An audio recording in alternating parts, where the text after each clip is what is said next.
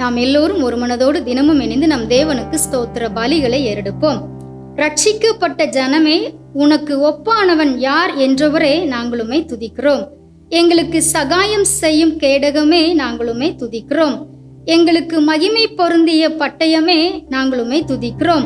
120 வயது வரை மோசையின் கண் இருளடையவும் இல்லை, பலன் குறையாதபடி காத்தவரே நாங்களுமே துதிக்கிறோம்.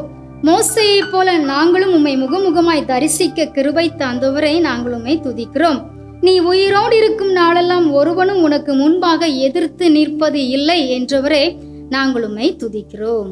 மாசில்லாத மனம் இருந்தால் போதும் என்றார் இயேசு, போதும் என்றார். அதை மதித்து நடந்து விட்டால் அதுவே தருமம் என்றார், மனித தருமம் என்றார். இயேசு சொன்ன பொன்மொழிதான் உயிர் நாடி, இதை ஏற்றுக்கொண்ட இதயங்களோ பல கோடி, உலகில் பல கோடி.